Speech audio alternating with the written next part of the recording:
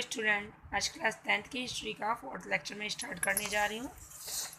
आपको यहाँ से पढ़ाना था the aristocracy and the new middle class, मतलब कुलीन वर्ग और नया मध्य वर्ग।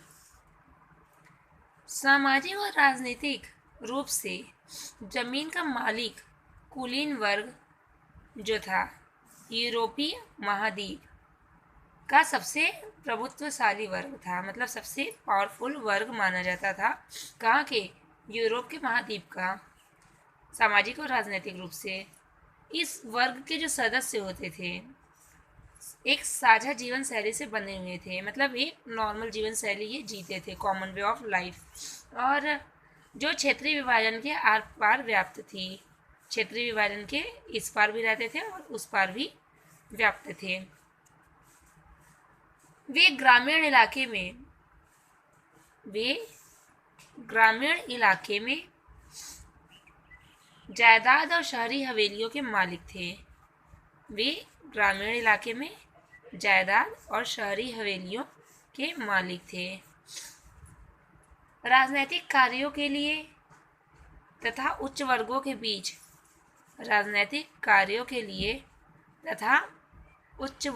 बीच ये किस भाषा का उपयोग करते थे? फ्रेंच भाषा का प्रयोग करते थे। मतलब कोई भी राजनीतिक कार्य होते थे या ऊंचे वर्ग में कोई भी काम होते थे तो ये फ्रेंच लैंग्वेज यूज करते थे। उनके परिवार अक्सर व्यवहारिक बंधनों से आपस में जुड़े होते थे। इनके जो फैमिलीज होते थे वो अधिकतर क्या होते थे? मैरिज कॉन्ट्रैक्टेड से जुड़े होते थे कि इनमें हमेशा शादी होती रहती थी। मगर ये शक्तिशाली कुलीन वर्ग संख्या में जो कुलीन वर्ग था संख्या में क्या था? बहुत छोटा समूह था, मतलब संख्या में बहुत ही कम होते थे।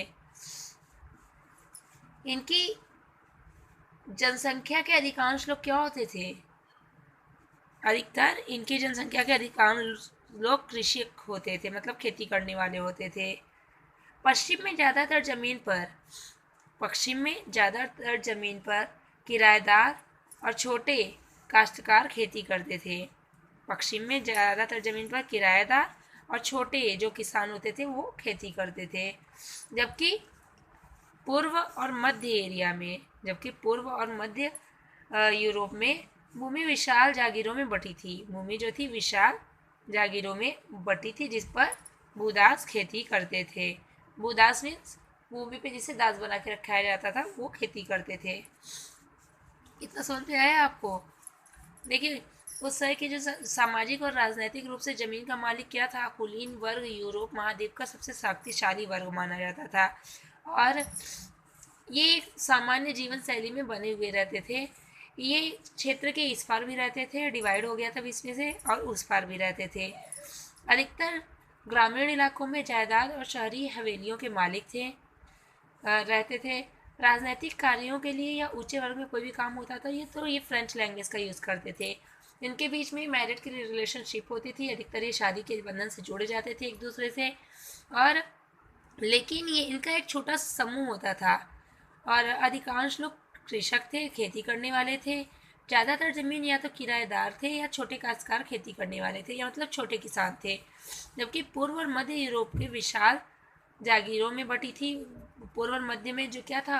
यूरोप विशाल भूमि के जागीरों में बटी थी, बहुत जमीन थी जिस पर भूदास खेती करते थे। इस पे वो भूदास भूमि पे जो सर्वेंट्स बना के रखते हैं वो उनसे खेती करवाते थे।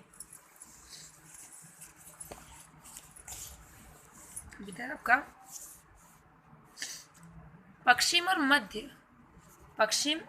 मध्य यूरोप के हिस्सों में औद्योगिक उत्पादन और व्यापार में वृद्धि से शहरों का विकास और वाणिज्य वर्गों का उदय हुआ। शहरों का विकास हुआ और कॉमर्शियल क्लासेस का क्या हुआ? उदय हुआ, जिनका अस्तित्व बाजार के लिए उत्पादन पर टिका हुआ था। इंग्लैंड में औद्योगिकरण 18वीं शताब्दी के दूसरे भाग में आरंभ हुआ। इंग्लैंड में औद्योगिकरण 18वीं शताब्दी के सेकेंड हाफ में शुरू हुआ, मतलब दूसरे भाग के में आरंभ हुआ। लेकिन फ्रांस और जर्मनी के राज्यों के कुछ हिस्सों में यह 19वीं शताब्दी के दौरान हुआ। लेकिन फ्रांस और जर्मनी के कुछ भागों के हिस्सों में ये कब हुआ? 19वीं शताब्दी के दौरान हुआ। इस प्रक्रिया के फलस्वरूप सामाजिक समूह अस्तित्व में आए। श्रमिक वर्ग और मध्य वर्ग जो उद्योगपति, व्यापारी, सेवा क्षेत्र के लोग से बने थे। मध्य और पूर्वी यूरोप में इन समूहों का आकार 19वीं शताब्दी के अंतिम दशकों तक छोटा था। मतलब 19वीं शताब्दी के अंत तक क्या था? बहुत छोटे समूह होते थे। कुलीन विशेषाधिकार की समाप्ति के बाद क्या था? शिक्षित और उदारवादी लिबरल मिडिल मीन्स उदारवादी मध्य वर्गों के बीच ही राष्ट्रीय एकता के विचार लोकप्रिय हुए। इसे फिर से हम रिपीट कर दे रहे हैं। देखो, पश्चिम और मध्य यूरोप के हिस्सों में औद्योगिक उत्पादन और व्यापार की वृद्धि से शहर का विकास और वाणिज्य का उदय हुआ था। मतलब जब वृद्धि होने लगे थे तो शहर में विकास होने लगा था और कॉमर्शियल प्रोसेस बढ़ रहे थे, जिनका अस्तित्व बाजार के उत्पादन पर टिका हुआ था। अब ये सारी चीज़ें बढ़ेंगी तो क्या है? बाजार में जब प्रोडक्शन होगा तभी होगा।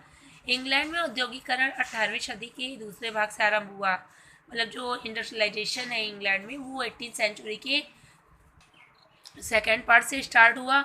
लेकिन फ्रांस और जर्मनी के राज्यों के कुछ हिस्सों में यह 19वीं शताब्दी 19th सेंचुरी के टाइम में स्टार्ट हुआ था। इस प्रक्रिया के फलस्वरूप जो सोशल ग्रुप्स थे वो अस्तित्व में आए, जो श्रमिक वर्ग के लोग थे और मिडिल क्लास के लोग, जैसे कि इंडस्ट्रियल्स और इंडस्ट्रियलिस्ट, बिजनेसमैन, प्रोफेशनल्स, मतलब उद्योगपति, व्यापारी और सेवा क्षेत्र के लोग से बने हुए थे। मध्य और पूर्वी यूरोप में इन समूहों का आकार 19वीं सदी के अंतिम तक बहुत छोटा था। मतलब मिडिल और पूर्व यूरोप का जो एरिया था 19th सेंचुरी तक बहुत अधिक लोग नहीं थे। कुलीन विशेषाधिकार की समाप्ति के बाद जब कुलीन वर्ग था उनके विशेषाधिकार समाप्त हो गए, तब शिक्षित और उदारवादी मध्य वर्गों के बीच ही राष्ट्रीय एकता के विचार लोकप्रिय हुए। आगे पढ़ा रहे हैं। What did liberal nationalism stand for? उदारवादी राष्ट्रवाद के क्या मायने थे? उदारवादी राष्ट्रवाद के क्या मायने थे? इसे पढ़ा रहे हैं आपको। यूरोप में 19th सेंचुरी 19वीं सदी के शुरुआती दशकों में राष्ट्रीय एकता से संबंधित विचार उदारवाद के करीब से जुड़े हुए थे। यूरोप में 19वीं सदी के शुरुआती दशकों में राष्ट्रीय एकता से संबंधित विचार उदारवाद के करीब से जुड़े थे। उदारवाद यानी लिबरलिज्म शब्द लैटिन भाषा के मूल लिबर पर आधारित है।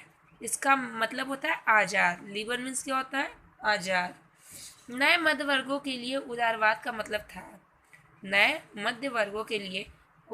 का मतलब था व्यक्ति के लिए आज़ादी और कानून के समझ सबकी बराबरी। व्यक्ति के लिए आज़ादी और कानून के समझ सबकी बराबरी, मतलब कानून की नज़रों में सब एक बराबर होने चाहिए। राजनैतिक रूप से उदारवाद एक ऐसी सरकार पर जोर